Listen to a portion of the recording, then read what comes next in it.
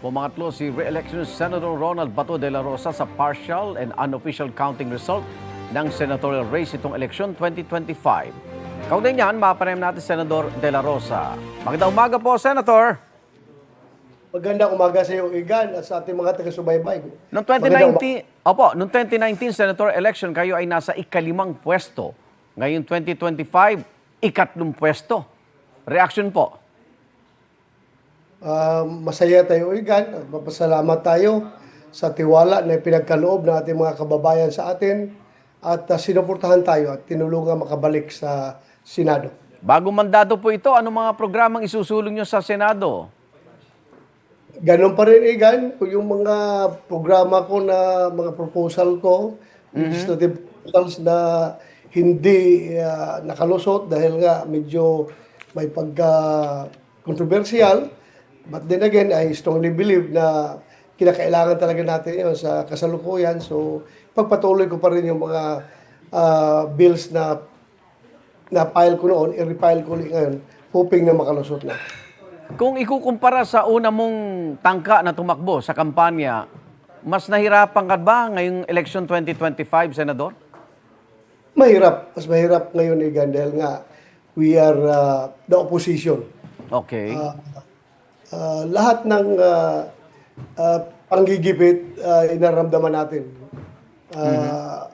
Ramdam natin yung pressure na nagagaling sa Malacanang. Like, for example, yung mga local government units ay talagang yung iba, takot na i-host tayo o kaya pumunta doon sa lugar nila.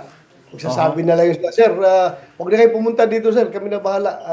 Baka mamaya mabadsyat pa kami sa Malacanang pag pupunta ka dito. So huwag na kayo pumunta sir, kami na bahala. So may mga ganong sitwasyon. Opo.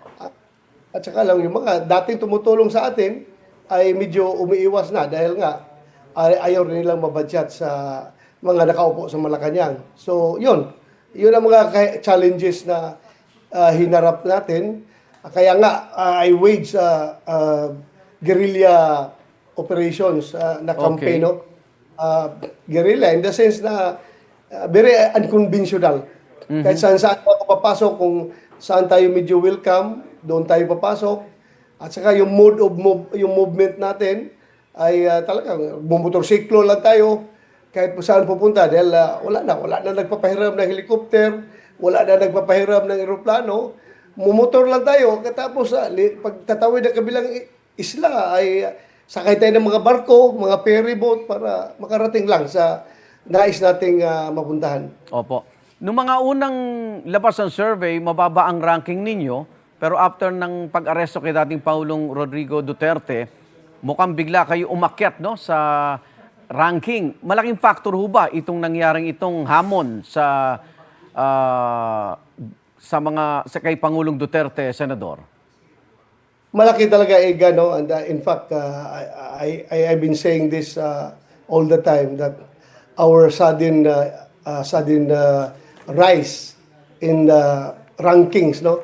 Yung ating statistical ranking in the surveys, in the latest surveys, and in fact, ito ngayon sa recent counting, no?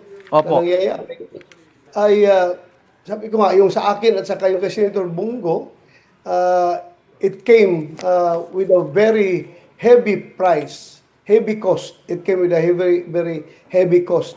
At ang Opo. cost na yan ay yung freedom ni Pangulong Duterte.